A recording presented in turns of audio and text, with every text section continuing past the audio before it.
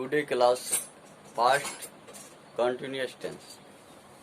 Past continuous में भी चार तरह के सेंटेंस आते हैं, जैसे अफर्मेटिव सकारात्मक वाक्य, निगेटिव नकारात्मक वाक्य, इंट्रोगेटिव प्रश्नवाचक वाक्य और इंट्रोगेटिव नेगेटिव सेंटेंस प्रश्नवाचक और नकारात्मक वाक्य। जैसे यहाँ पर past continuous tense affirmative sentence को सबसे पहले स्टडी करना है, बट ये जान लेना है कि पास्ट कंटिन्यूअस होता क्या है।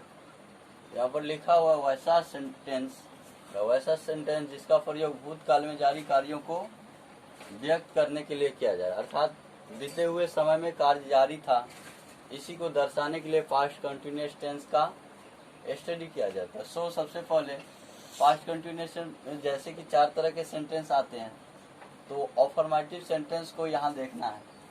तो अफर्मेटिव सेंटेंस का जो आईपी होता है, आइडेंटिफिकेटर, कि जिस सेंटेंस के अंत में रहा था, रही थी, रहे थे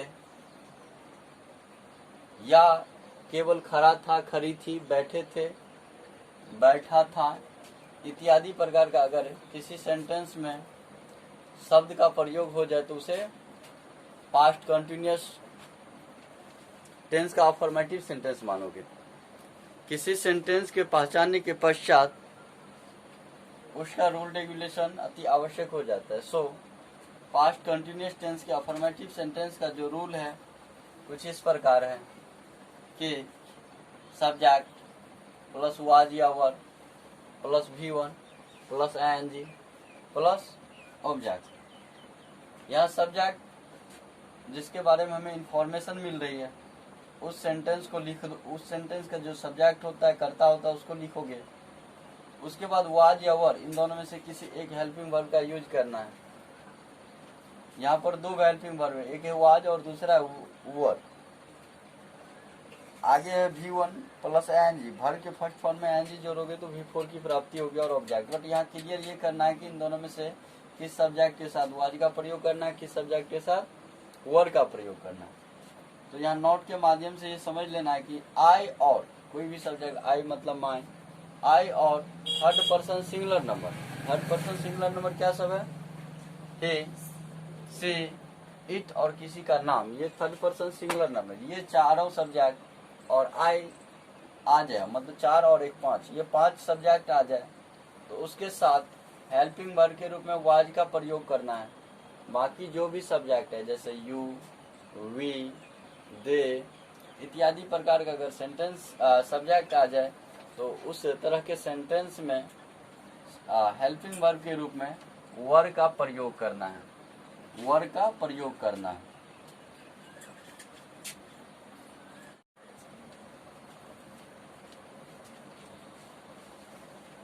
We agree in ahead and learn the past continuous tense affirmative sentence. Next note, अगला नोट जो हम लोगों को लिखना है, पास्ट परफेक्ट कंटिन्यूअस टेंस में कभी भी सिंस या फॉर अर्थात लगातार समय का प्रयोग नहीं होना चाहिए। क्यों? क्योंकि अगर पास्ट कंटिन्यूअस टेंस में इस प्रकार के समय का प्रयोग हो जाए तो उसे पास्ट कंटिन्यूअस टेंस न मान करके पास्ट परफेक्ट कंटिन्यूअस टेंस माना जाएगा और उसे पास्ट परफेक्ट कंटिन्यूअस टेंस के रूल के अनुसार ही ट्रांसलेट किया जाएगा।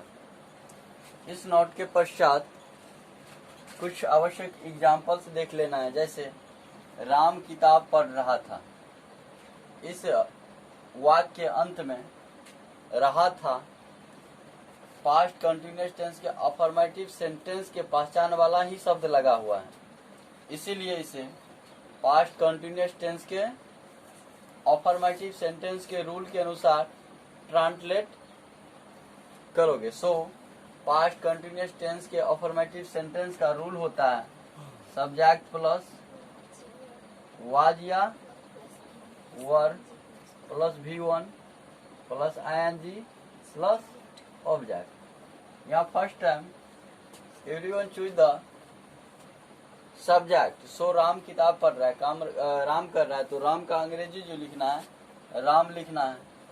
अब इस सब्जेक्ट के अनुसार हेल्पिंग वर्ब के रूप में वाज या वर का यूज करना है। इन दोनों में से यहाँ वाज का प्रयोग किया गया है, क्योंकि नोट के माध्यम से राइट कर चुके हो कि थर्ड पर्सन सिंगुलर नंबर, जैसे भी लिखा चुके हैं third person singular number, he, she, it, और किसी के नाम के साथ और एक सब्जेक्ट और था आई के साथ किसका प्रयोग होगा, वाज का। बाकी सभी प्रकार के सेंटेंस के सब्जेक्ट के साथ वर का प्रयोग होगा। उसके बाद जो है V1 क्या कर रहा है, करता पढ़ रहा, क्या कर रहा था, पढ़ रहा था। पढ़ना के बोल क्या होता है, रीड। इसमें ING जोड़ोगे रूल ऑफ ING से, तो रीडिंग हो जाएगा और ऑब्जेक्ट के रूप में बुक लिख देना है। We agree in ahead and see the next sentence. Next sentence is Sita खाना बना रही थी। इस सेंटेंस के अंत में भी रही थी है, अर्थात ये भी सेंटेंस पास्ट कंटिन्यूअस टेंस का अफर्मेटिव सेंटेंस ही है। सो सब्जेक्ट चूज करना है तो सीता हो जाएगा, सीता नाम है तो इसके साथ हेल्पिंग वर्ब के रूप में वाज का प्रयोग हो जाएगा। बनाना का भी मेक होता है MAK, लेकिन ING जोड़ोगे तो ये हट जाएगा और ING जुड़ जाएगा, MAK ING हो जाएगा। और भोजन का अंग्रेजी लास्ट ऑब्जेक्ट के रूप में लिख देना, क्या हो जाएगा, फूड। मैं अंग्रेजी पढ़ रहा था, आई बताए भी थे नोट के माध्यम से, आई के साथ हेल्पिंग वर्ब के रूप में किसका प्रयोग होगा, वाज का प्रयोग होगा। और उसके बाद वर्ब का फर्स्ट फॉर्म, उसके बाद ING जोड़ना। तो पढ़ना का भी रीड होता है, ING जोड़ोगे तो रीडिंग। उसके बाद ऑब्जेक्ट के रूप में क्या होगा, अंग्रेजी का इंग्लिश होगा। वे लोग दिल्ली में रह रहे थे, तो वे लोग का अंग्रेजी क्या होता है, दे के साथ हेल्पिंग वर्ब के रूप में वर का प्रयोग होगा, वाज का प्रयोग नहीं होगा। उसके बाद V1 वर्ब की बारी आती है, तो वर्ब क्या कर रहा है, रहना। रहना का V1 क्या होता है, LIV होता है, ING जोड़ोगे तो ये हट जाएगा, LIVING होगा। Living in Delhi. फिर एक बार रिपीट करोगे, राम किताब पढ़ रहा था, क्या होगा, Ram was reading book. Sita खाना बना रही थी, सीता वाज मेकिंग फूड। मैं अंग्रेजी पढ़ रहा था, आई वाज रीडिंग इंग्लिश। वे लोग दिल्ली में रह रहे थे, दे वर लिविंग इन दिल्ली। इस तरह के कोई भी अगर सेंटेंस आ जाए तो आइडेंटिफाई कर लेना कि ये पास्ट कंटिन्यूअस टेंस का अफर्मेटिव सेंटेंस है। नहीं लग जाएगा तो निगेटिव हो जाएगा, क्या लग जाएगा तो इंट्रोगेटिव और नहीं मत, और शुरू में क्या, बीच में नहीं मत, और अंतिम में क्वेश्चन मार्क का प्रयोग हो जाएगा तो इंट्रोगेटिव नेगेटिव सेंटेंस कहलाएगी।